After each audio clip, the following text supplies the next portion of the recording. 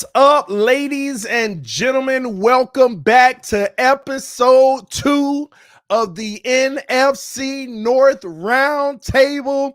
Listen, before we even get started, I want to thank you, the viewer, for making the first episode here at NFC North Roundtable such a success. The first episode got over 10,000 views, over almost 2,000 watch hours. It was just a hit, and the guys did a great job last time. So we thank you for your support. If you are new to this channel, please subscribe to the NFC North Roundtable to show your love and support to the host and the guys that are making this show possible, representing their respective teams with the Detroit Lions, the Minnesota Vikings, Green Bay Packers, and the Chicago Bears. But ladies and gentlemen, without further ado, it is wartime and it is time to get to business. First up, we got the leader in the division with Dose of Dion at 6-2.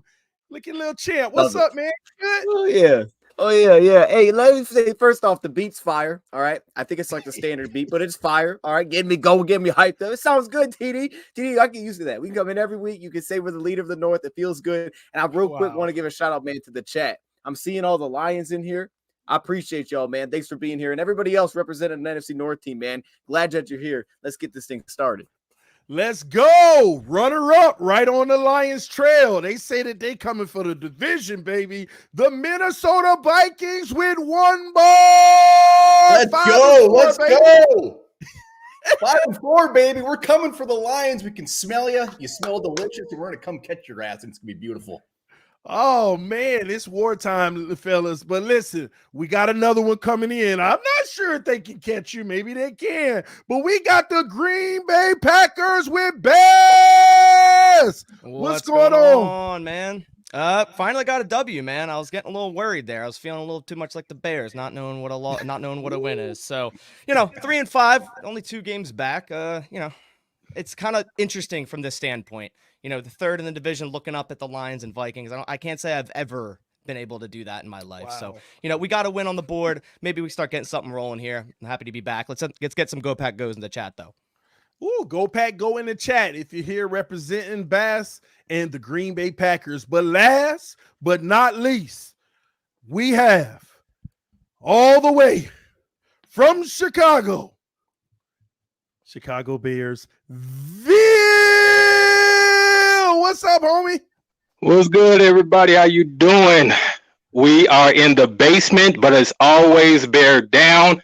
We looking up to you all, as usual, especially the Packers, Lions. Way to go, I guess. Love you, love the change, love the switcheroo. I like to see an underdog doing their thing, and the Vikings. You guys live in mediocrity. Y'all understand. Oh, wow! Shots already fired, man. Man, this is going to be a good one. One thing that we finished talking about, let's pick up where we left off from the last episode in episode 1. Don't think I forgot, fellas. The last topic, and I want to hear from you, Vil, because it's very interesting that a lot of these gentlemen said that the worst quarterback in the division was Justin Fields. What's your thoughts on that?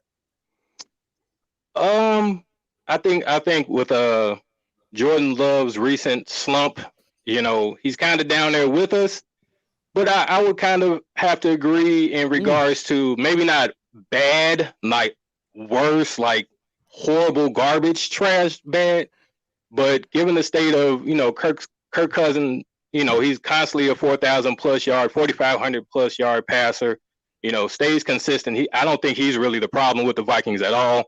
I cared about the Vikings being mediocrity, but, I would love to have that myself. Goff, he's pretty about as steady as Kirk Cousins. They call him Detroit's version of Kirk Cousins. So, but I would say Love and Fields, depending on how you flip the coin, either one of those could go, depending on how the rest of this year go. But Love hasn't really done anything to really go over or completely pit or basement Justin Fields into the worst quarterback in the division. So I would say tie for third. All right. Well, I actually want to get into the game that you all just had. You were the only team in the division that lost only because the Lions had a bye. I'm just saying. Mhm. But you lose to the Saints 24-17. What were your thoughts on that game? Again, I figured we would lose that game. I didn't think that we would be that competitive with how the Saints play. Their defense is usually pretty locked in, and especially from the defensive line standpoint. So I was pretty happy to see Badgett do his thing. I'm not one of those guys that is Badgett or Fields. It's a Bears team. I cheer for the team. So whatever quarterback's out there doing their thing, I cheer for both. It looked pretty good through the first half, maybe even through the first 3.5 quarters, but I don't know what Getsy was doing. I don't know what adjustments. A lot of people say there aren't really halftime adjustments made, but if that's the case, they need to start or something, because I don't know what happened that second half. We kind of collapsed. We had a chance after chance after chance, actually. So I can't really even tell you what happened. Basically, it just felt like he just went off script. No more running. A lot of the quick passes were done for after the third 3.5 quarters, and it just seems like he went back to the old well where he's trying to get these shots downfield, and really it was a one-score game, so we really could have just ran the ball and kept a consistent game plan. Got it. Dion, what's your thoughts on that game, watching it? Man, I'll say this, man. I think Tyson Bagent can be successful in a specific way. Like from what we've seen, it's such a small sample size. I didn't even love him coming out of the draft, to be honest. I wasn't that high on him.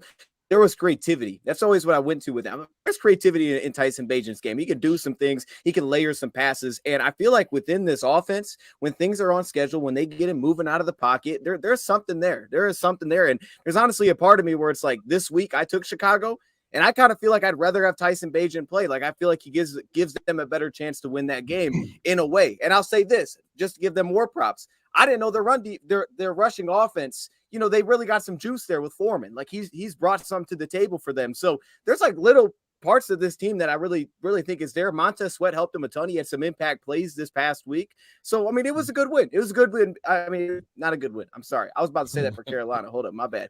Point is, this is a tough defense, is my point. Carolina defense is a tough defense. So I didn't really anticipate that they were going to win that football game. So it's understandable. But I do think there's some positives to take out of it for Chicago. Wow. Yeah, I'm here. All right. So what are your thoughts on it, one bar? Yeah, I mean, Bagent, the first half, he looked really good. But the fact is, when you have 5 turnovers of a team to 0, you're not going to win the game. I'm actually amazed that it was that close with 5 turnovers. So that's actually kind of a little moral victory for the Chicago Bears that they only lose by 7 with 5 turnovers. But like Dion said, I mean, they got some things to get a little bit excited about. Montez Sweat, as far as whoever the quarterback is, I don't think that even really matters.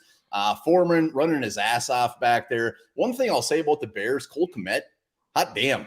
I mean, that dude is good. That touchdown catch he had was fantastic. So Cole Kmet balled his ass off. But I mean, as a Vikings fan, knowing we have the Saints and the Bears had 5 turnovers and only lost by 7, that actually gets me pretty damn excited about this week. Nice. And Baz, what are your thoughts on that game? I mean, I predicted the Bears to lose, and I predicted Bagent to throw multiple interceptions, and he threw 3. I mean, it's a typical Bears quarterback move to throw 3 interceptions after giving them a little bit of hope to start the game. But no, I'm not going to lie. He is quite impressive for the situation he's thrown into. He was running all over that Saints defense, and I just like one bar, I didn't expect it to be that close. Like, only to lose by a touchdown, like one bar said, with 5 turnovers is pretty impressive. But overall, Foreman, yeah, he looks like a good back there. They do have some good running offense, and I'll agree with one bar again here. Not this much I agree with a Vikings fan, but Cole Kmet is pretty impressive. Wow. Well, let's stay with you, Bass, because I want to know how you're feeling about beating the Rams. Man, 20-3? There we go. We were talking about this last show, and everyone was saying, it's Brett Rippon, right? They expected the Packers to win if it's Brett Rippon. If Stafford came in, I think all of you guys said the Packers would lose, which I'm going to say this. I think they would have won with Matthew Stafford in that game. I mean, the Rams couldn't run the football. Matthew Stafford isn't going to change that. I thought the Packers defensive backs did an excellent job against these wide receivers. And yes, it is Brent Rippon. And this is probably the first time ever Joe Barry made a quarterback lose his job. Brent Rippon was released earlier this week. So that was interesting. But the Packers got a little bit of continuity going on this offense, which was the most important thing. They remained to be more of a second half team, but they finally scored in the first half. So that was huge for this team. Aaron Jones finally got over 20 carries. He seems fully healthy. Christian Watson made a contested catch. He did get a little banged up there, but he is good to go for this week, so that's good as well. I'm hoping we kind of build on this going into this Pittsburgh game, which is going to be hard because their defense is a lot better than the Rams. Wow. Well, I'll say this. The Green Bay Packers are not eliminated, only 5 losses. So you're still in the hunt. But Dion, what's your thoughts about this victory by the Green Bay Packers? Yeah, well, let me say this, man. It is wild that's that quick of a turnaround at quarterback, like to immediately get Carson Wentz. I mean, it's not good. It's not good. But I only watched the first half. I'm not gonna lie. This half I was kind of bored during this game. So I watched the first half. I stopped. I was like, I can't get through this. But I came back to it, and I was like, okay, there are some things in here, man. There's some things. But hey, the edge position was balling. Like you talk about stopping the run. Like there was a handful of guys. Carl Brooks got in there and made some plays. Like okay, that's my boy. There's a lot of dudes making plays. Yes, sir. Hey, running back position. Okay, Aaron Jones did a little bit of something. Okay, and then he fumbled, but they did some things running the football. There was something there a little bit, but I still don't trust the passing offense. That's what it comes back to for me. I'll say Romeo Dobbs impressed me because I don't love the Rams secondary, and I was like, ooh, maybe we get some creativity this week. But they're not bad. They don't have poor players back there. They got solid dudes, and I thought his ability to get open was huge. But for me, I still don't trust it. It just feels like the timing's off. Like when they came out at half after the kickoff, and it was picked off immediately. The way that it was picked off was what was so like, oh, wow, how did that happen? Like he like tipped it in the air to the guy. So I still don't trust that aspect, which makes me feel like they're still limited as a team. So I don't know where we're going with Jordan Love. I'm not really sold. Like when we ranked it last week, I said Love was the worst quarterback in the division. I think it was maybe a tad better, but at the same time, I don't know that it was. So it was a good win for them. But I think if Stafford plays, they still lose in that game. Wow. Maybe. Yeah, I don't think he creates 17 points. I just don't see it. Hey, look. You just said the answer. They got rid of their quarterback after the game. Yeah, that tells me all I need to know. No, I agree. But they had like 1.8 yards per carry on the ground, man. Like they couldn't run the football all day, and I was surprised. Quick question. Yeah. I just want to jump in here. Is Kenny Clark? Is that a serious injury, or did he come back and I missed him? Limited today with shoulder injury. He'll play. Okay. He'll play Sunday. I think he'll be fine. Okay. All right. Well, Veal, what's your thoughts on that game? Knowing that you're not far behind the Packers, what did you take out of that win? Well, sometimes I feel like we're at an extreme distance, to be honest. But I feel like it was a good win. It was one of those, they've had some struggles. They were another 2-win team. Like us. So I feel like they needed that win, and you need one of those games where there's a backup quarterback, the run game isn't going for the other team, the defense is a shell of itself. You need those type of games, especially in this division with everything as tight as it is with the other 3 teams outside of the Lions. I feel like it was a really good get-right game, but I feel like those of us that are at the bottom, the Bears and the Lions, we need multiple get-right games to really say that, okay, well, they fixed some things. So to me, I feel like that was a win that they should have had. I feel like if Matt Stafford was healthy, it would have been a competitive game. I think he would have made up for those 17 points, at least getting it close. Whether, you flip a coin who wins at the end, I believe Matt Stafford makes all of those receivers that much better and opens the run game, because if you are trying to stop Cooper Kupp and now Nakua, hopefully I'm saying his name correctly, I guess I'll just say Puka, that's a hard thing to stop once they get going, and then that opens up many holes. And Darrell Henderson has had those times where when Matt Stafford is going, Cooper Kupp is going, he can go off for 100+, and I don't think the Packers' run defense is that good. I think they just knew that they can stay up front and focus on the run game. Now, did they do their thing? Yes, they did the damn thing, and they did what they were supposed to do. Nice. I want to go to you, One Bar. What are your thoughts on watching that game? Well, let me preface it by saying I know the Vikings went against Taylor Heineke, so I expect you guys to throw it all at me when we talk about the Vikings. But, I think my local high school team probably could have put a made it close with this Packers Wow. team or this Rams team. I mean, it was gross. It was a gross game. It was tough to watch. I mean, was it 7-3 like in the third or something like that? I mean, the Packers. Here's the thing with me: when I'm watching the Packers right now, I think we can all agree that they're not going to make a run. I mean, this isn't their year. The year for the thing for the Packers this year. Like, what can they build on? What are the pieces that they can actually do? So when I'm watching the Packers, I'm watching that, and there's some pieces on defense that they absolutely have. But I mean, Rippon, it was brutal. The Packers needed this win. They had to win this thing. They were supposed to win it, so they absolutely did what they should have done. Aaron Jones getting healthy, that's big time. I think he had like 20 carries, even 6-7 targets, something like that. So for Packers fans to see him out there, you must have been very excited because that has not been the norm. So moving forward, having Aaron Jones out there, that is going to be huge. It's going to be huge for Jordan Love. They need that. But if I'm a Packers fan right now, I mean, I keep coming back to Jordan Love. It's just like, man, it's tough to get excited about him. I'm more excited about the other pieces if I'm a Packers fan aside from him. But Brett Rippon, that's all I can say. Dude was cut on like Tuesday. Wow. Well, I want to stay with you though, one bar. 4-game win streak for the Minnesota Vikings, and you just get a huge victory over the Atlanta Falcons, 31-28. How you feeling right now? What's your thoughts of that game? It was a weird ass game, man. It was weird as shit. We got Jaron Hall coming in, who's everybody expecting, like, oh, we cannot wait to see what this guy has to offer. The 5th round quarterback. Kirk Cousins unfortunately goes down, and then we get to see Jaron Hall for like 2 series, and he's out. They throw a Josh Dobbs in. I'm sure everybody is just sick of hearing about Josh Dobbs. The story about Josh Dobbs is the NFC Player of the Week, but it's crazy. I mean, the dude comes in. He should not have done what he did. I mean, he should not have beaten the Falcons. I mean, the Falcons have a pretty decent defense. I know the Falcons aren't one of the best teams in the league by any means, but for Josh Dobbs to come in, not even knowing half the players' team names on the team and do what he did was insane. He didn't know any of the playbook. He just came in and he was playing backyard football basically, and he won. So it was very exciting to see. We have no idea what to expect. I know everybody's extremely high, especially in Vikings land, on Dobbs, but we don't know what to expect. He's got a full week of practice now in. We'll see what he has to offer. Teams now have a chance to actually game plan for Dobbs, which is not a good thing for us because just like the Falcons, they weren't expecting Dobbs. So that gave us a leg up. But it was a big win. We had to win that thing. Defensively, we shut down Taylor Heineke, which is probably expected, just like the Rippon thing. But the Vikings have won 5 of the last 6 games. I mean, the upcoming schedule is very favorable. So it was beautiful. It's a great story. But Josh Dobbs, Cinderella story, he's got a lot to live up to in the coming weeks because now everybody's going to be like, holy shit, what's Dobbs going to do? Wow.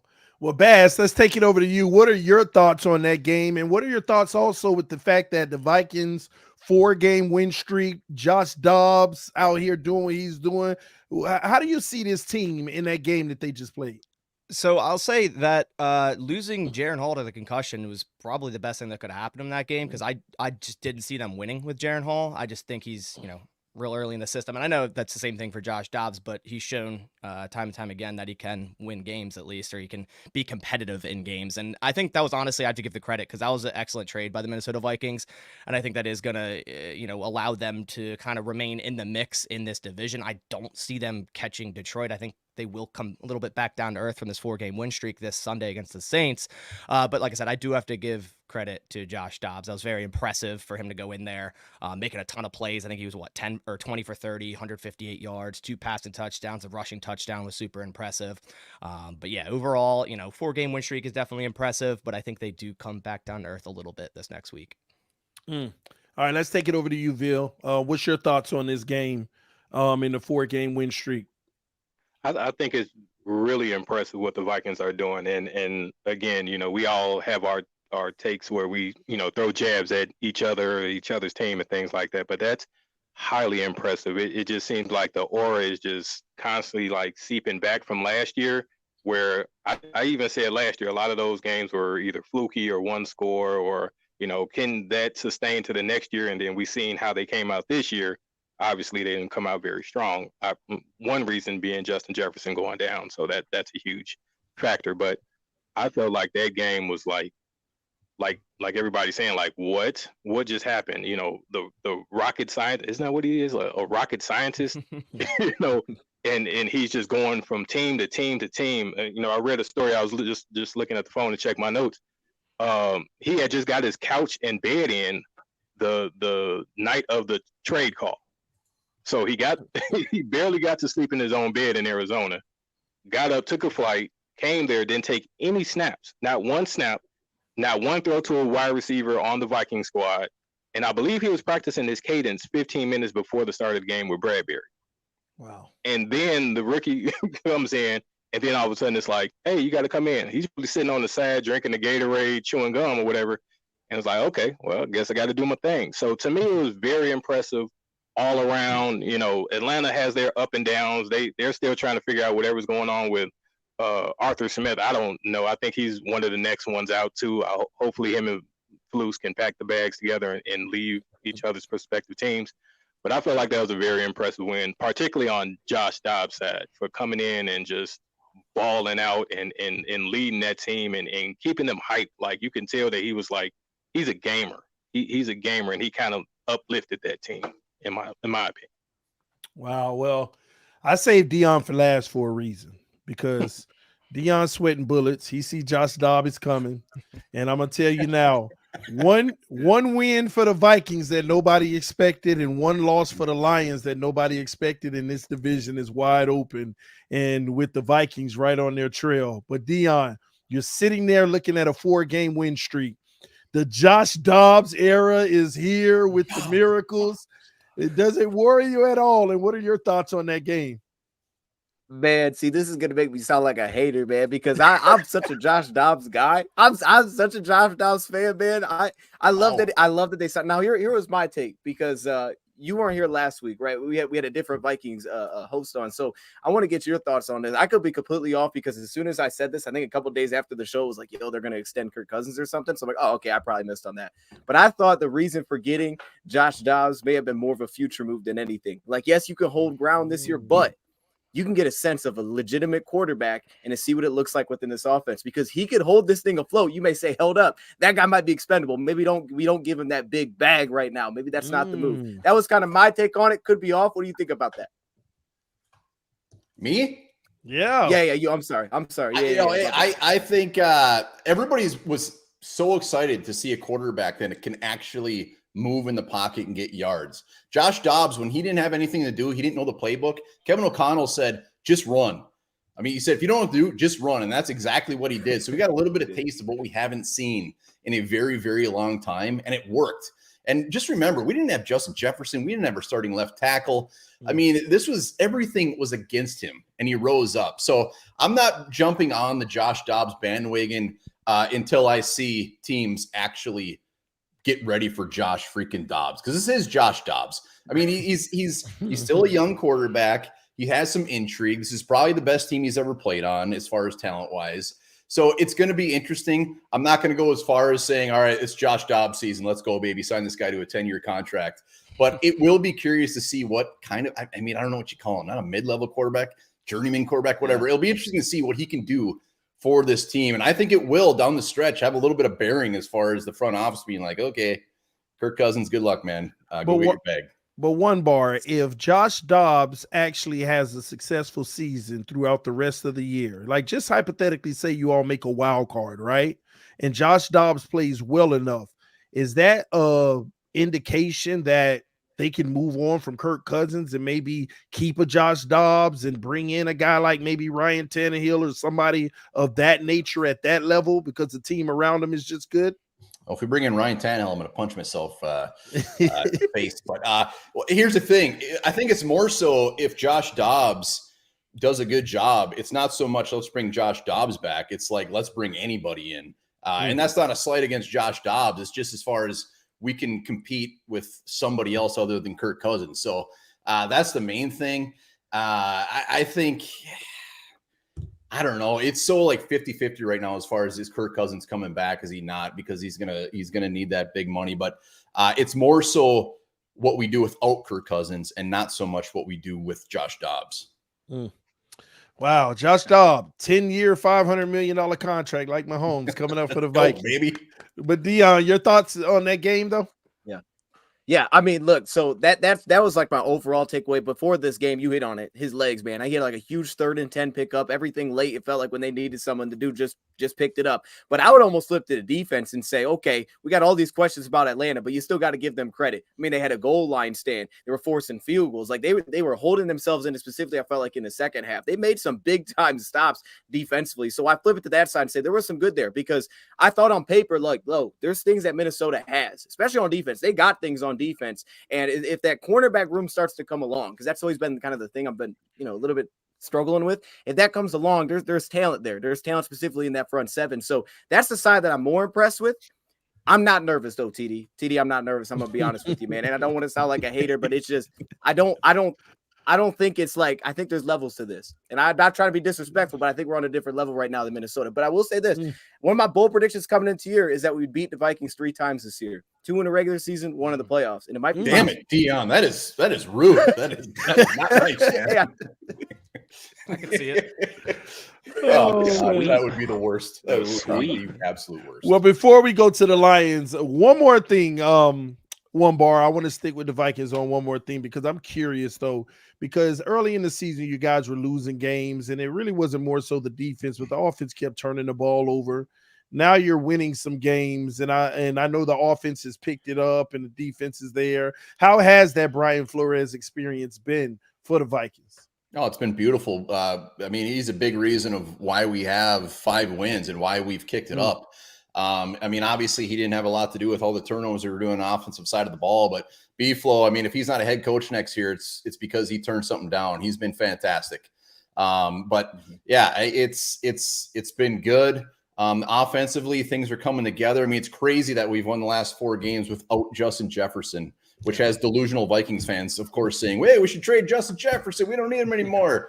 So it's crazy. It's weird. Kevin O'Connell, and maybe I'm drinking some purple Kool-Aid here, but Kevin O'Connell, he's given a lot of hope as far as this dude is a legit coach in the NFL. I mean, look what he's doing with guys that are not out there. Look what he's doing. I mean, he brought in B-Flow. We haven't had Justin Jefferson. He's throwing Josh Dobbs out there and yelling in him in his helmet basically what the play is 2 seconds before they snap the ball. So it's just all come together at the right time. It's going to be interesting to see what happens. Our next 4 games should be cakewalks. We'll see. The big part of this is, will they win these games that they should win? These next 4 games are going to be big time. And we're going to get to that pretty much in maybe about 20 minutes, because I got to ask you and Dion questions about those games coming up. All right. And also the loss of Jefferson actually helped expose for you all how valuable Addison is, in my opinion. Just my thoughts. All right, let's move along to the top of the division right now. Let's talk about the guys sitting at the top of the division, the Chicago Bears. No, I'm just playing.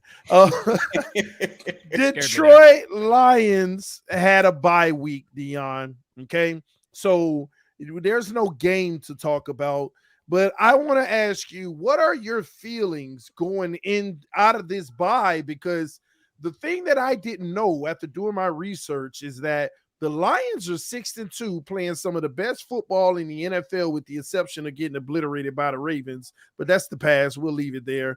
But your O-line hasn't been healthy all season, and for the first time, they'll be introducing themselves versus the Chargers, and your running back tandem also will be healthy. So to do what you've done without a healthy O-line and running back unit, and now all of those things are coming together, how scary is the Lions going to be going forward? And I'm going to get all your takes on that.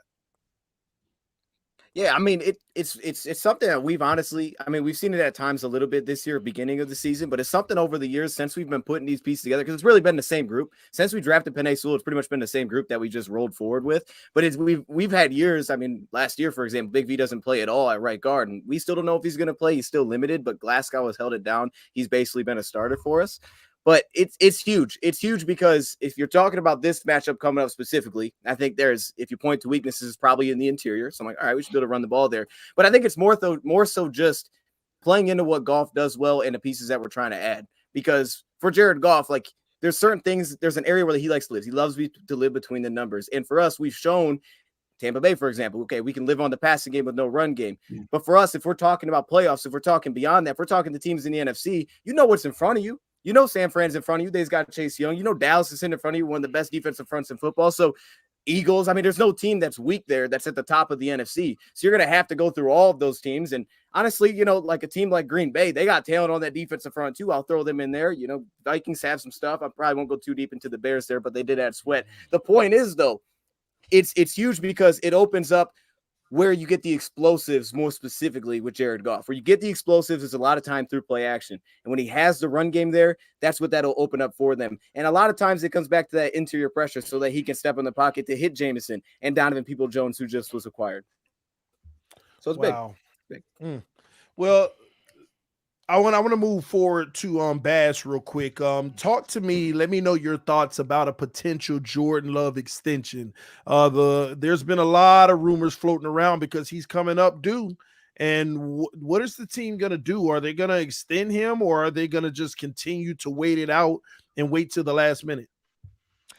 I think they gotta wait it out. You know, I think they have to wait it out. He's signed through next season, so there's no real rush. His cap hit next year is only $7.7 million, and that's 2.9% of the salary cap. So that's not really a problem there. I think you have to wait it out. I always said this, you know, since the beginning, you know, of this season and the off season, you know, you probably give Jordan Love 2 seasons. Like a lot of people are saying, oh, move on from him. And I get comments constantly saying, you know, Sean Clifford's the guy. And I don't know why, but I still get them. But you know, it's crazy. It's crazy. But, you know, I think you still give Jordan Love at least 2 seasons. I mean, you see some things there, and Dion said it best. It still seems like something's a little bit off, and I don't think that's all on Jordan Love. Jordan Love has his issues. He definitely has his accuracy issues. Throwing deep, he hasn't really been able to get on the same page as someone like with Christian Watson. The only real same page he's gotten on with is someone like Romeo Dobbs.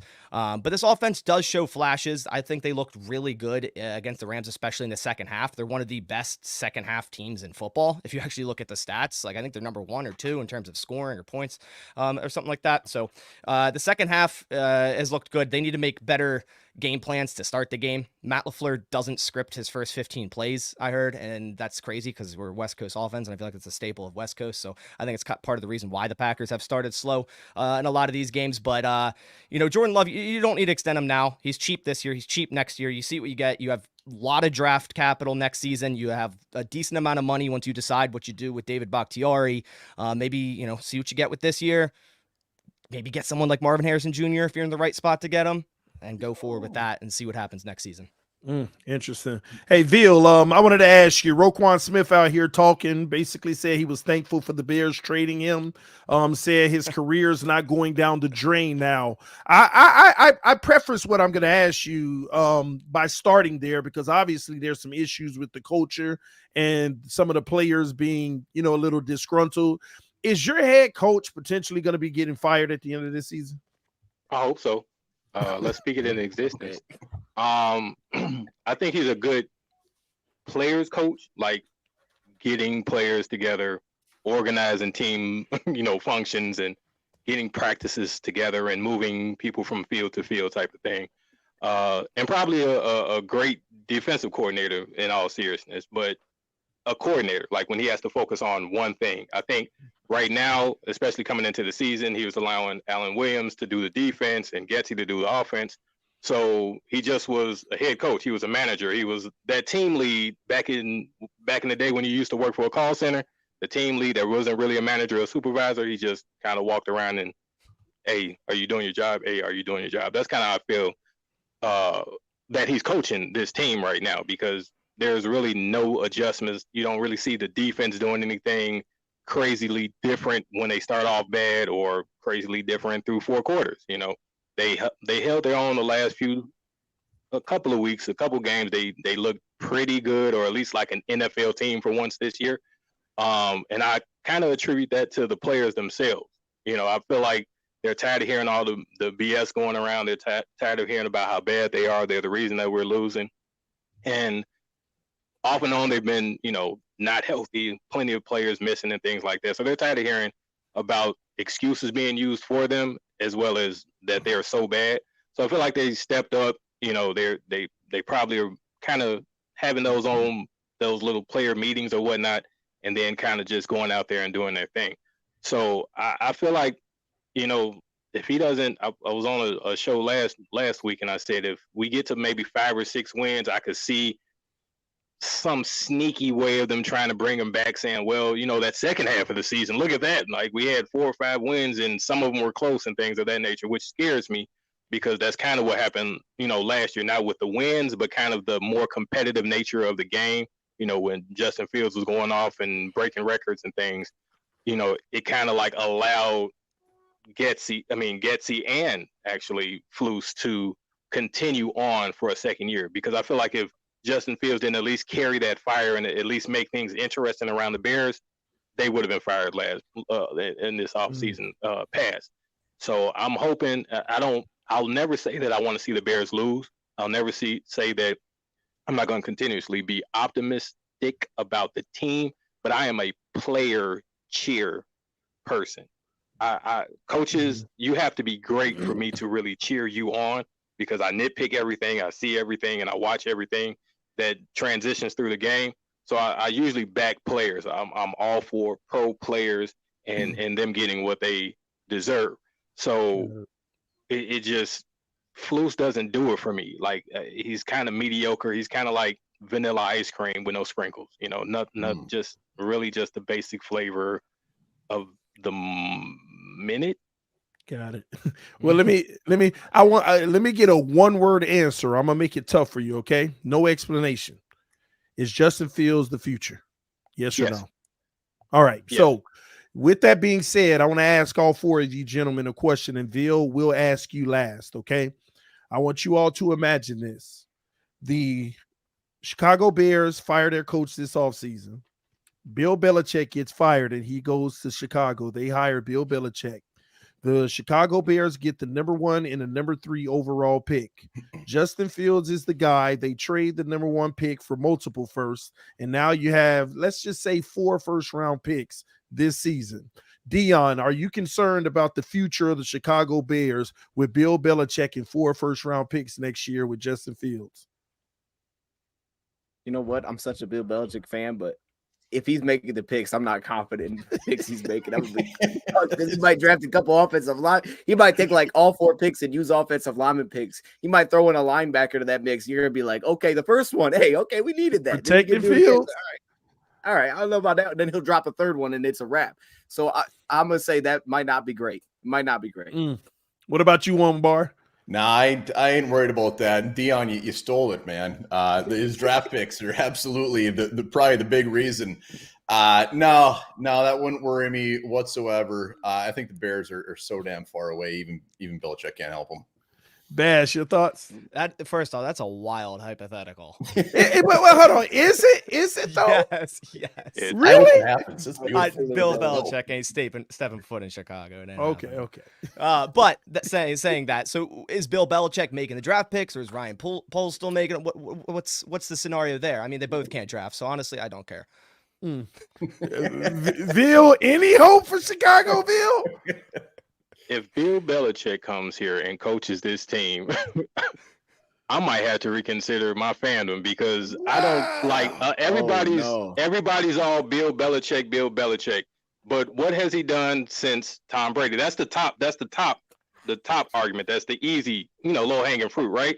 No Brady, no success, right? But every year you've seen it get worse. He drafted a quarterback that he wanted, and they have made some of the craziest decisions, like Matt Patricia being the offensive coordinator. Like, those type of things, those type of decisions, plus what they were just speaking about with the draft picks, like, there's not been, and I've said that plenty of times, there hasn't been very much success, if any at all, with Bill Belichick with what? Like, what draft picks are you like, oh man, that was the one? And he's been coaching for 20 plus years. Like, half my life. Like, I am not impressed by Bill Belichick. If he comes here, they might as well have just kept Eberflus, because it's going to be the same thing. Oh shit! Wow. The Patriots are 2-7 just like us. They trash just like us. So why would we pick up the old trash? We need a new influence. I'm not saying age-wise, just a new influence. Just bring Give us Flores, please. Vikings, give us Oh, Flores easy, on. buddy. Hands off. Now hands that off, would be hands off. tough for the It's all Vikings. right. Would not like that. I'll send you a thank you card. I'll You can have send you Joe a thank Barry. you card when it appreciate happens that. because we need something like that. We need some tough, a tough-minded, new age, a new era type of guy. Because Wow. Bill Belichick ain't it. I don't see But that you know happening. what? I would. You know what, Bill? Man, I know the Vikings will be looking like, hold on, if they were to hire Brian Flores, that'll really shake up the division, knowing what's We- going on. We just pulled Minnesota. Milwaukee's manager with the Cubs. So Well, one bar up there, like leave him alone. All right, well, I just smarter than that, man. He ain't going there. You can have Joe Barry. Aw. You can have I Joe just- Barry. He's new. I just Aw. asked because I'm hearing the rumors out there, Chicago potentially pursuing Belichick. But let's move forward. I want to get back to the Vikings. Cam Akers is done for the season with an Achilles injury. And I'm hearing Ty Chandler is just going to get an increase in touches. But do you think that's the smart thing, or should they potentially go after Adrian Peterson, who's saying from his couch, come get me, I'm ready, I can run better than these guys? Hey, we all love AP. Anytime any running back gets released, regardless of the team, he wants to come off his coach and play.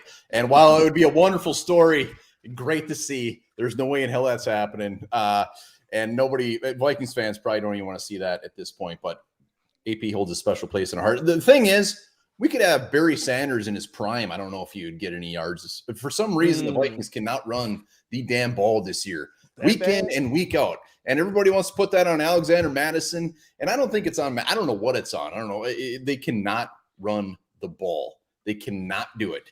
So when we hear that Ty Chandler is going to get an increased role, bring it on.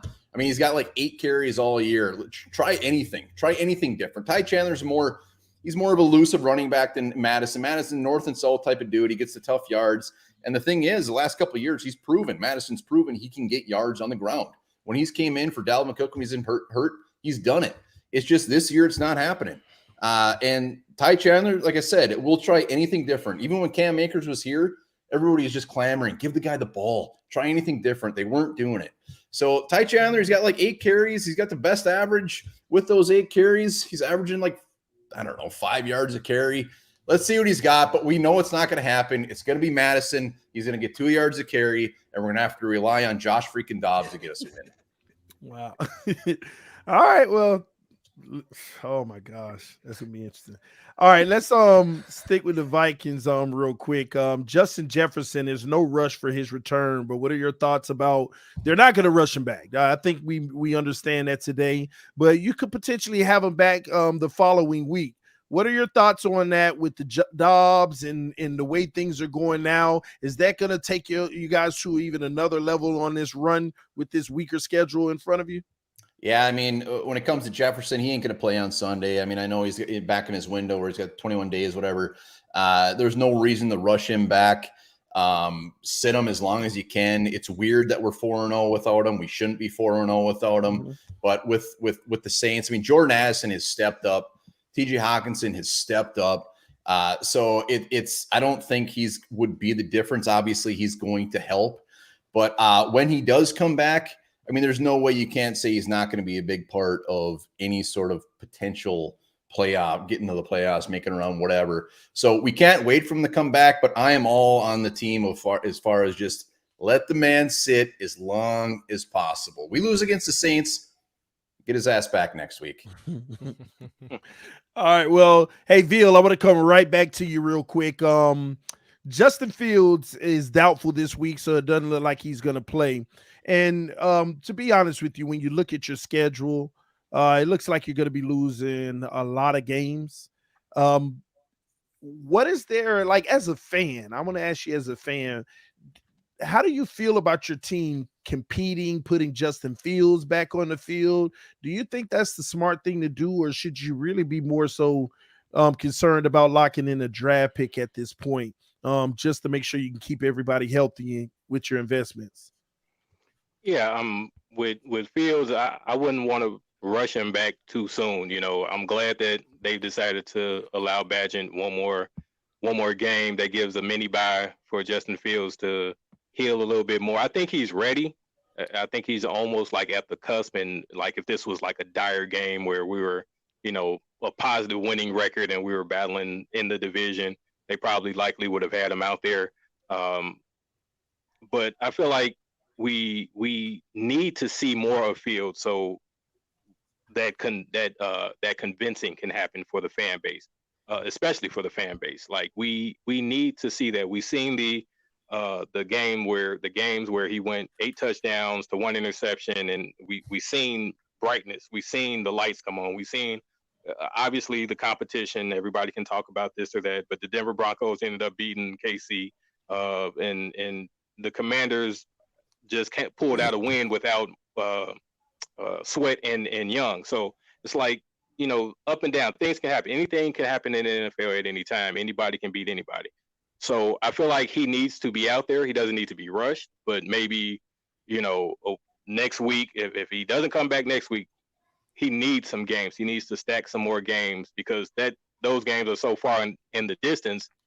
Nobody validates them. Nobody other than Bears fans or true Fields fans validates those 2 games. They still think about the other 20 plus games of his career. So we need some more, at least for the remainder of the season, so that we can see if he is the guy. I believe he's the guy, but we need some more dominant or at least NFL level, franchise quarterback level games to close out the season, because that is a hard decision. Pick up the 5th-year option, extend, whatnot.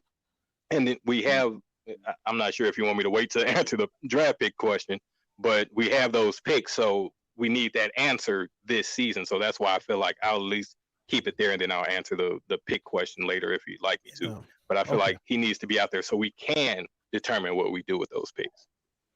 Okay. Well, I want to keep it with Bass on that with the same question, because you got some talent on the team. You got 9 remaining games, and I got to be honest, I'm not saying you're going to lose these games, but there are 6 games that it doesn't look like you're going to win the way things are going now, and then you have 3 winnable games. Is it worth it? I mean, what do you do? So I'm never the type of fan that'll say tank or get a better draft pick. I will never say that. I'm always, week in, week out supporting my team. You play to win the game at the end of the day. That's my opinion. You play to win the game. You say 3 winnable games. I Bears, Panthers, Giants. Okay. Yeah, I could definitely obviously see those 3. Those make sense. I think Chargers, they're not a good team. Their defense is one of the worst in the league. Pittsburgh next week's going to be a little bit hard. Tampa Bay's so-so. And I think, Minnesota, although they're a better team than us right now, and I hate to admit that, we tend to split them. Like, regardless of the situation, we tend to split them. But at the end of the day, man, week in, week out, I'm going to be supporting my team. I want them to win. I'm going to be confident that they can at least finally start to put something together. I will never sit here and say, oh, we'll bench Jordan Love and put in some bum because we need a better draft pick. No, just you play to win the game.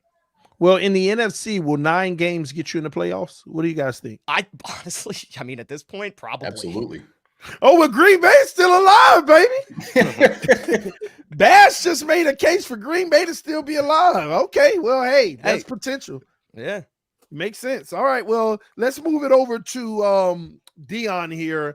What are your thoughts on the one weakness that the Lions do have, or is it really a weakness? Aiden Hutchinson, in the pass rush, not getting at the quarterback. Okay, real quick, just got to say this. I'm a little shocked by Bass, what he just said there. He does not want to see Sean Clifford. That's what you're saying. I mean, it sounds like Sean Clifford's the man. I mean, maybe we do need to see it. Okay, where are you hearing that? Where does this keep coming from? Your comment section. More Clifford. Hear that right in your comment section. Just scroll. Let's go, Clifford. It's crazy. It's crazy. Hey, I I was shocked that he was drafted, to be honest. I was like, hold up. I didn't even know that dude was coming out this year. That's not saying he can't be good. I'm just saying it's a little too early to do that. Like, I'm not saying in a couple years maybe Clifford. I don't know. You don't know, but to replace him right now, that doesn't make any sense. Nah. Yeah. This is time for, and every time I watch Love, I'm like, man, he needs more. It feels like he needs snaps. It feels like the guy just needs to play some darn football. Okay, exactly. The pass rush. I'll say this: when I look at Aiden Hutchinson this year, I think he's a better pass rusher than he was last season. So I'm not really concerned about him individually, but when I flip it around to this defensive line, it was all the chatter at the trade deadline, and I think rightfully so. But I'm going to tell you what, TD. I'm going to tell you what. I think everybody needs to watch for that man Aleem McNeil. No, we're in the 54 this weekend because against this LA Chargers team, he might just go crazy. And he kind of put his name out there last week. For anybody that watched primetime, I think he had 2 sacks last week. I think we might be on to something here. The last few weeks he's been like that. I thought Aleem would break out this year, and it kind of started off a little slow. I think he's on his way. And as everybody here knows, that interior pressure is something different. It's just a little bit something different. They're still searching for something outside of that, which is my biggest concern in terms of like, okay, first down, second down, where are you getting that pass rush from, right? It's different when it's 3rd down and 12 and you put all your pass rushers in there. That's different than, 1st and 10, who can actually get pass rush. Aleem has shown that ability to do that. And he beat up some, solid guards from what they've been so far this season. So I think it's another opportunity. And I'll also keep an eye on James Houston. He hasn't been here. I mean, James Houston just isn't here right now, and he was huge last year when he came on from Thanksgiving on. He almost caught Aiden Hutchinson in sacks last season, and that was like whoa, look at that.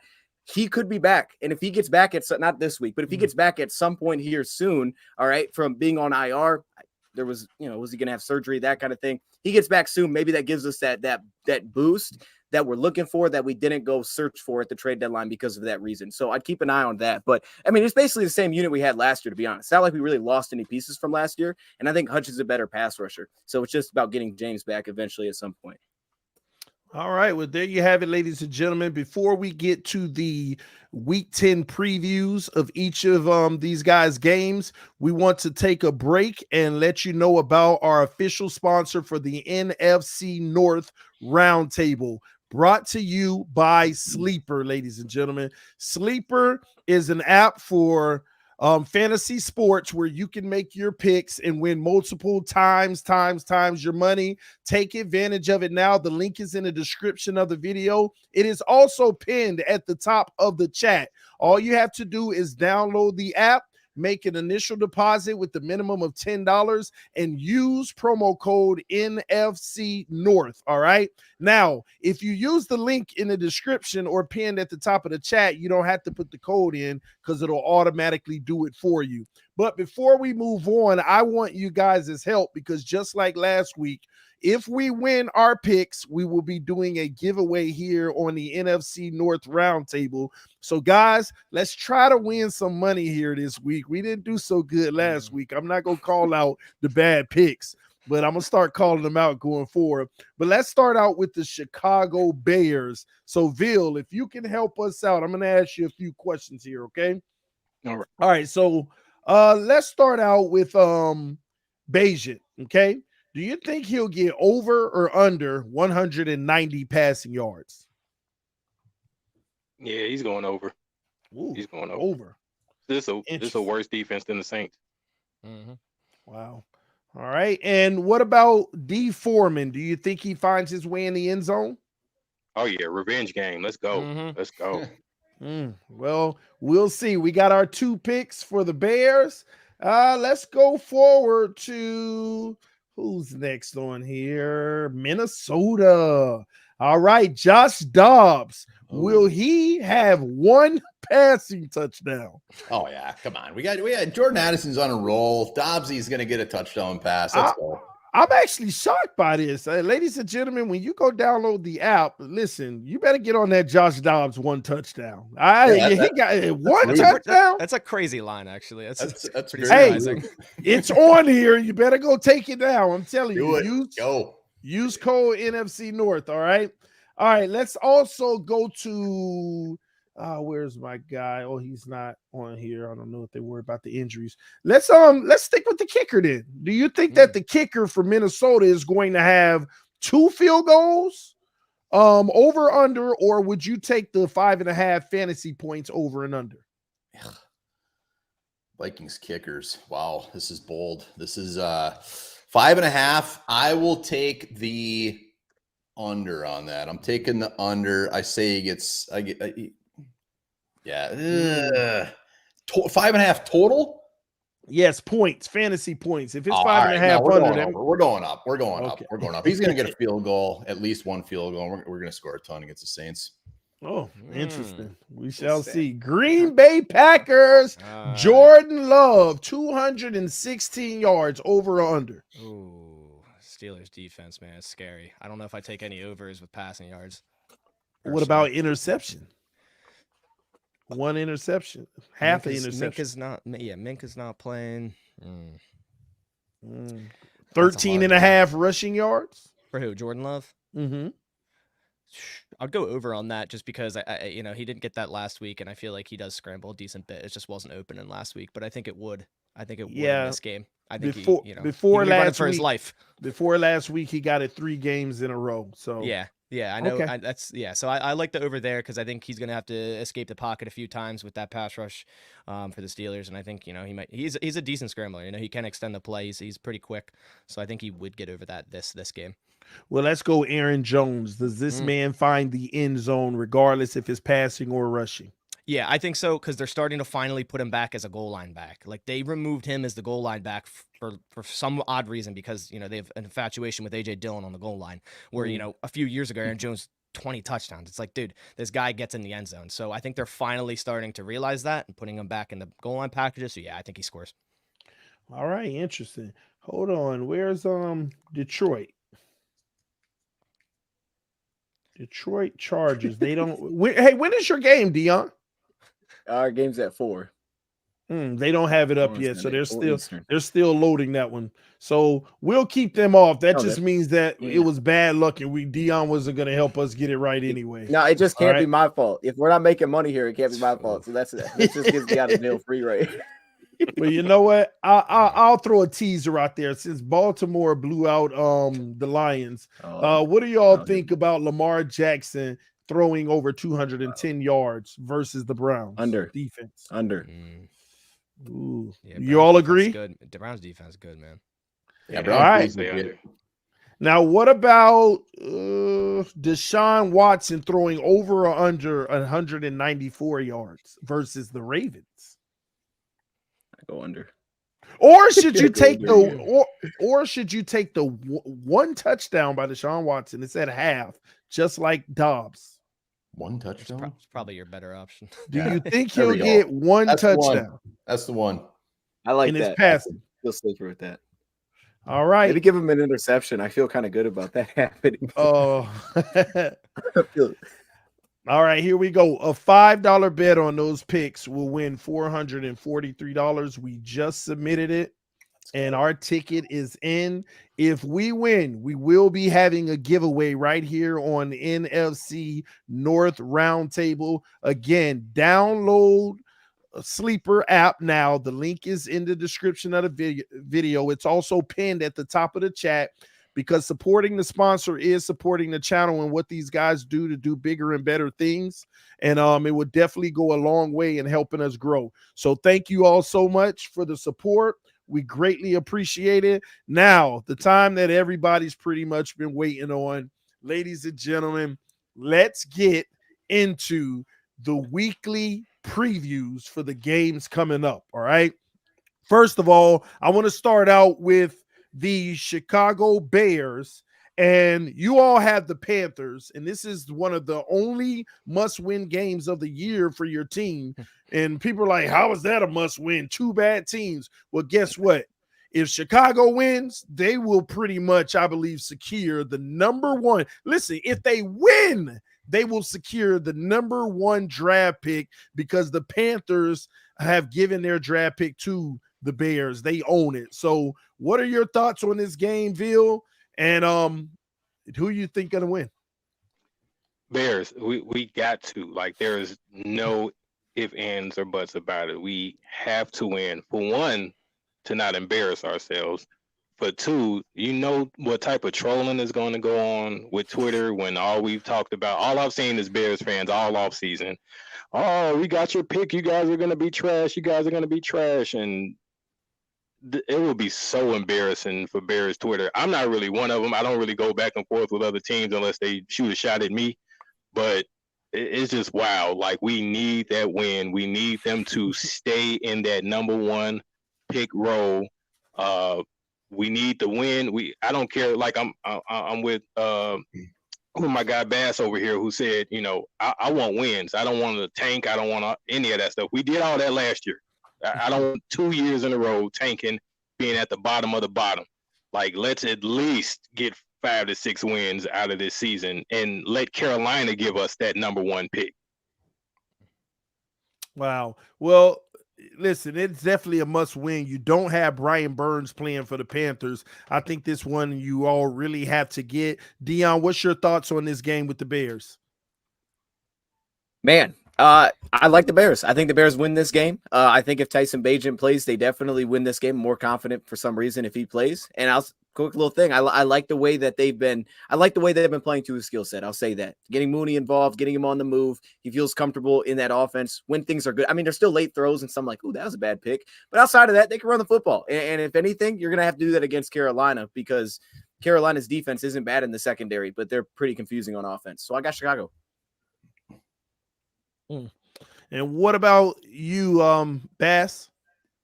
So this game, man, I normally don't like watching Thursday night football games because they're just not good usually, and this one's not going to be any better. So I'm definitely not watching this one. But I definitely have. I think the Bears win this one. And honestly, you know, Wow. it might be better if they tie, wouldn't it? Technically. Hey, you might be on something. I think I'm on I to don't want no something parts there. of that. Oh, I know. I'm just saying. But yeah, you know, Bagent has been impressive for the situation he's been thrown into, and the Panthers are god awful. So I see the Bears winning.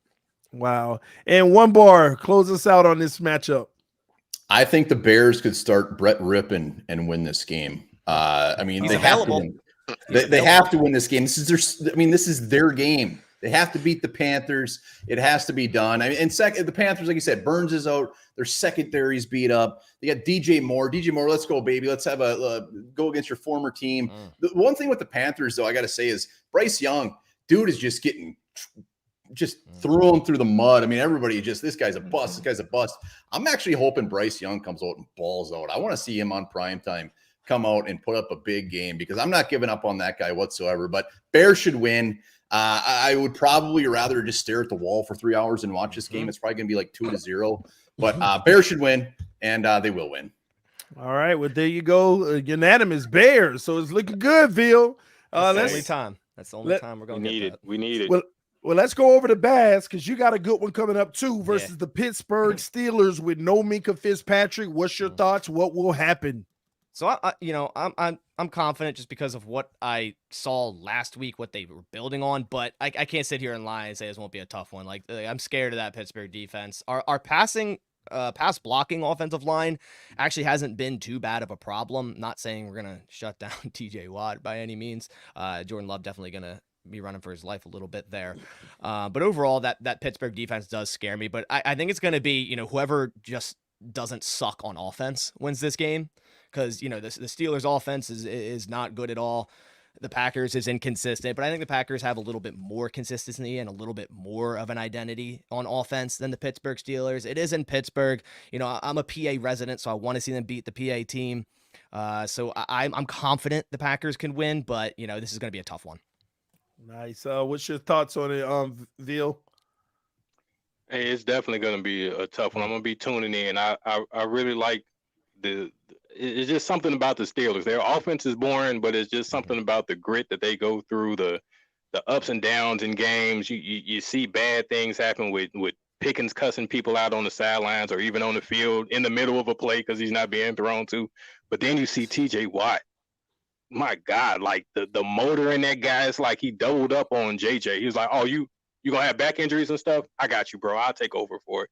And he's like a bigger monster than his brother is. So it's like I love seeing that defense. Mike Tomlin just seems like he gets it and gets it done. I don't know what he does great outside of just getting those guys together and getting them ready to fight and be competitive. So I feel like it's going to be a hard one. I think this is going to be one of those. If you got too crazy last week, Packers fans, and we're like, oh, we're making a run, this might be that one where it shuts you back down for a little while and you got to reboost yourself for the next week. I could see it. Wow. Listen, we have Sarah in the chat saying don't watch that game until the second half. Yo! Hey, if we didn't start the game till the second half, Packers the best team in the NFL. Wow. One bar, what's your thoughts on this game? I mean, everybody's already said TJ Watt multiple times. Clearly, he is the big boy when it comes to this game. But, I mean, the Steelers give up some yards on the ground. And Aaron Jones is healthy, and they're giving him the ball. So if for some reason the Packers get Aaron Jones and he gets going, I think they have a chance. I think I would be pretty surprised if the Steelers don't win this game. I think TJ Watt, they got Highsmith, they got some guys on that defense that could really mess with Jordan Love absolutely and make his day a nightmare. But I think when all is said and done, it's going to be a close game, like 17-16. I think Steelers. I think it's going to be a nail biter. Wow, close. Dion, close us out on this matchup.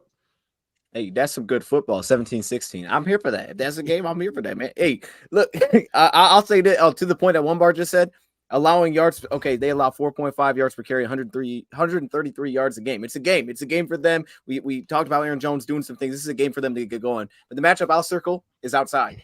It's cornerbacks versus receivers. It's Joey Porter who's been coming on. I feel like this season against guys like Romeo Dobbs, and then as Bass talked about with some of the guys that haven't been getting going for the Packers. Then I'll flip it around, look at the same thing. I mean, I watch it. I'm like, okay, pick it. I didn't hate the decision there, but the throw, what was that? He threw it over dude's head. You feel like you get that with him. With Jordan Love, I feel like I get like some like weird timing offensively. But again, I don't always hate the decision making. So which quarterback is just a little bit more accurate in this game? I'm going Pittsburgh, and I hate that because I'm not a big Kenny Pickett guy, but I'm going Pittsburgh. Wow. Tough sledding, Vass, but listen, let's go to the next game of the week. Vikings, one bar. Saints, talk to me, man. What's going to happen? I hate the Saints. I'm going to hate the Saints more than the Packers. So this is So the Saints were both 5-4. Saints, I feel like they're kind of like the Vikings. Like nobody really knows what kind of team this is. Are they a legit 5-4 team? What the hell are they? So this is going to be a very interesting game. I'm glad that they're coming to Minnesota. The Saints, to me, they seem like just a really inconsistent bag. You're not sure what the hell you're going to get. Clearly, the story is what's Josh Dobbs going to do? How is he going to follow up last week? If Dobbs can make plays with his legs, which the Saints give up. I mean, Bajan had like 70 yards or something like that last week. He was getting his on the ground. Dobbs is going to have to do that, no doubt about it. The big thing with this is Taysom Hill. The dude owns us. Every time we play him, Taysom Hill just rips us a new one, and it's painful, and I hate it. So when all is said and done, I do think the Vikings win this game. The Saints got some very good defensive pieces in the secondary there. They got some offensive pieces, Olave, Hill, Kamara, obviously. Derek Carr doesn't scare me one bit. The big piece is this. Daniil Hunter, he's got to get to Derek Carr early and often, or DJ Wan. We got to get that guy on the ground. We got to mess with his head. But I do think it's going to be close. I hate the fact it's close. It's always close. But I would be surprised if the Vikings don't win. I think it's going to be like 24-21 Vikings. And I forgot to look. This at home or away? It's in Minnesota. Okay. That helps. All right. Well, last game for the division of the week. The Lions versus the Chargers. Talk to me, Dion. What is your thoughts? You know, I'm glad I made this point earlier because I didn't say it earlier today, and I want to say it, man. Keep an eye on Ali McNeil. I think this is the game, man. He puts back-to-back big-time games together, and we're like, okay, who's this dude? You know what I mean? He starts selling some jerseys. He had a thing on Twitter where they couldn't find no jerseys on Fanatics for Ali McNeil. That's disrespectful. So I'm looking at that saying, look, you want to get jerseys? Go light this team up because there's going to be a lot of eyes on this game. The Chargers are winning some games now, so there's going to be a lot of eyes on it. This is the opportunity to do it. But I like the way we match up in this game. I think it's always difficult. It always feels difficult when you have to travel to a team like LA, and then you're not going against like you're not going against the middle and quarterback. The dude does stuff off script. So it's just hard because you just get extra there. You don't know what to expect. And then kind of like the Saints in a way, I feel like I almost don't know what they are exactly, but I do think they're best playmakers. When I watch them, I think we have the matchup pieces for them. And I also think, man, when I watch them in coverage, like I don't think the numbers lie, man. Guys like Michael Davis, like I think we're going to expose them much more than a team like the Jets were able to. And to me, Goff could really eat in this game because he'll be efficient. I understand their pass rush is legit, but as TD hit on, the O-line's healthy and he'll get the ball out fast. Goff's not afraid to get the ball out quickly. I don't know what they're going to try. Maybe they're going to try to take away St. Brown. They've done that. I watched it against Wilson. They're trying to put guys over top of Wilson to take him away. I don't think that's going to be something they're going to be able to do in this game. And I flip it to defense. I like our matchups. I like Brian Branch on Keenan Allen. I just like it across the board, man. I got the Lions in this one, of course. Awesome, man. And that was my mistake. I actually meant to ask you about the Vikings game, and it was cool. Out. I thought you was trying to hurry it up a little bit. No, I thought you was trying to speed it up. I was like, oh, okay. It's like, here we go. What's your thoughts on that game? Was it? Vikings Saints? Yeah, Vikings Saints. Okay. No. So for me, I actually took the Saints in this game. but it's really No. it's a weird one. It's a weird one. I know it's a weird one because this one was tight. He Actually, stick with nervous. both teams in this game.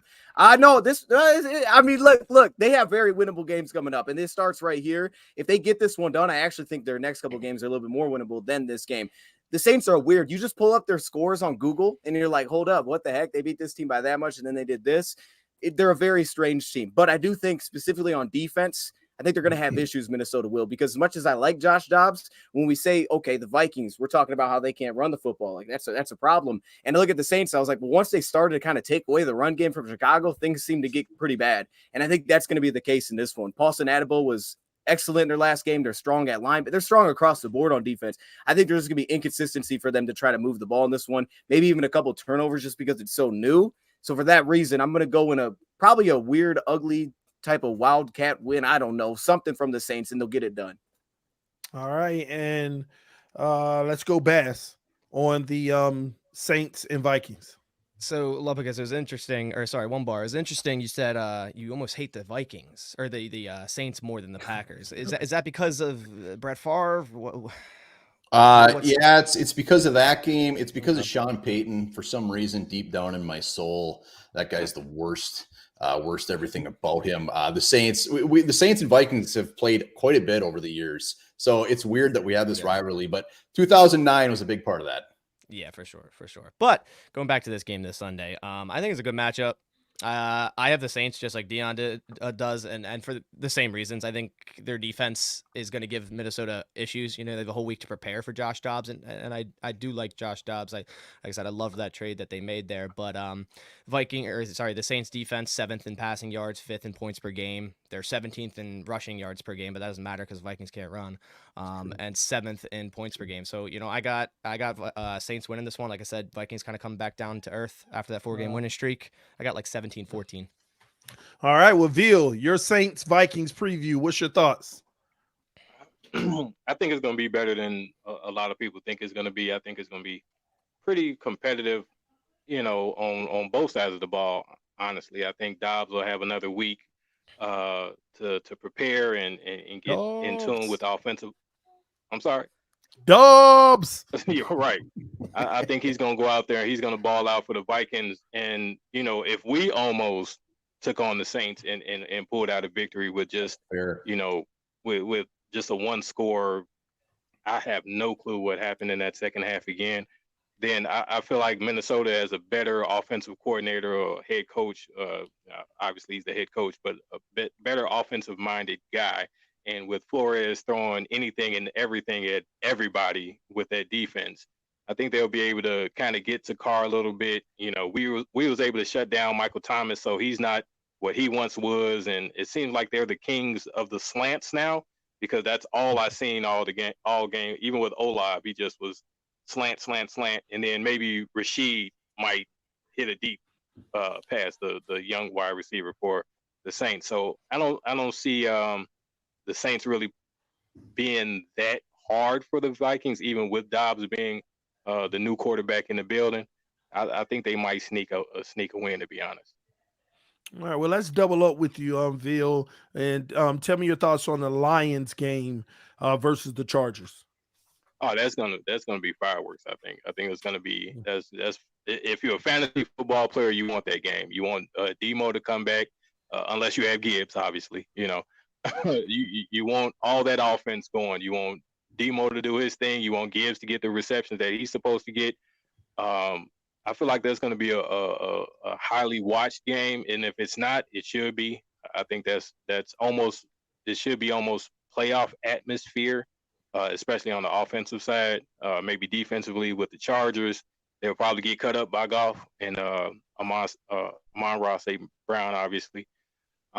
Should be a good game. Should be entertaining. I think Detroit can pull that one out pretty simply. I think we just, if you look at the Bears game, we had it was a 30-7 loss, a 30-13 loss or whatever, but it felt like it should have been so much closer. We had so many opportunities in that game to really do something, especially with our run game starting off so well in the beginning of the game. So I think Detroit, their offense is so consistent, they'll be able to pull that win. Got it. What about you, Bass? What's your thoughts on that matchup? I also have the Lions pretty handily, actually, which I hate to say because I do like the Chargers. Like, if I were to watch an AFC team and I want them to succeed, it would be the Chargers, and they're so frustrating to watch this year. Just so many mistakes over there. But their defense isn't good at this point. I think the Lions will consistently be able to move the ball. Really high on Jahmyr Gibbs. Really like what he does there. And Dan Campbell as a head coach. I love him as a head coach, which, again, just pains me to say because I'm so used to, coaching miscues over there in Detroit. But Lions should be able to pass all over them. And I got them winning 31-20. So I'll talk my shit, but I also give you guys the win, Wow. Okay. All right. And talk to us one bar. Your thoughts on that matchup? Well, I'll start with this, Dion. It's tough to. I think everybody probably agrees with me. It's tough to hate on the Lions because you guys have been through so much.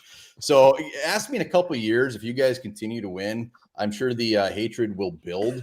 But when it comes to the Lions, I mean, they're good. They're damn good. You got to admit it. And Dan Campbell, I mean, he even said, like, Lions have not played their best football yet. I actually believe him. I think they're just going to continue to get better. It's very hard to even consider the Vikings catching him. Dion, you saying that the Vikings might lose the Lions 3 times.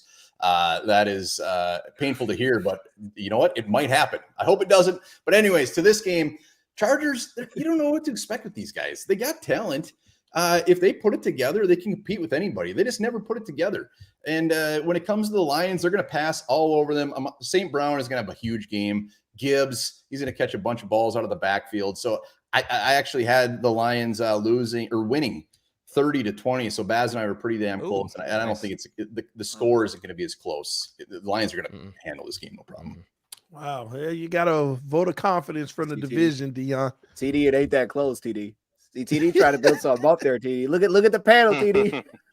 No, listen, ladies and gentlemen. I think here's what a lot of people need to understand. This division is not the Lions' walk away so far. The Vikings really do have something to say about it. What people need to understand is that the Vikings have to play the Saints, and if they win, they play Denver. They play Chicago. They play the Raiders. No disrespect, but they play Green Bay again. Those are all winnable games for the Vikings. And then they have 3 tough games, and that's the Bengals and the Lions twice. But on the other side, the Lions have an easy schedule as well, but their last 3 games is the Cowboys and the Vikings twice. So what I'm trying to explain to people is if both teams win the games that they're supposed to win, it's going to come down to that head-to-head matchup for the division. So the Vikings are not out of it. It's just a matter of can the Vikings beat the Lions once? Because I think that the Cowboys may throw a wrench in the Lions, way. But at the same token, can the Vikings handle their part? I'm just leaving that out there. I ain't trying to. It's something about the Vikings. Josh Dobbs, baby. That Josh Dobbs fever. He might be the best quarterback in the division right now. I think TD's a closet Vikings fan. I think he loves the Vikings. Oh, that's purple shirt. No, this is why the logo up. You can't even see it. No, you want to know the truth? Me and Dion go back and forth a lot. So that's why I'm just messing with him. But listen, ladies and gentlemen, wow. That was the second episode of the NFC North Roundtable recap and previews. This channel is truly doing something special. If you're new, make sure you subscribe to show your love. Hit the like button. Let your friends and family members know about the channel as well. If you know anyone else associated with the division or love football, let them know because this channel is taking off. It is blowing up and it is going crazy. Since last week's episode, we have 513. No, the refresh says 556 new subscribers. Nice. So another 50 since the show started. So continue to help this show be number 1 in growth, climbing to the top. Thank you for all showing up and showing out.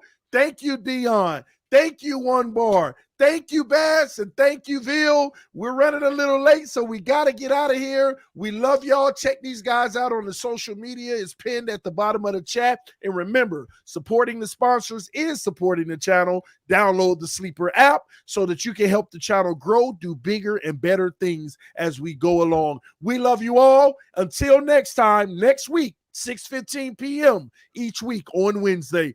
Peace. We are out. NFC North Roundtable.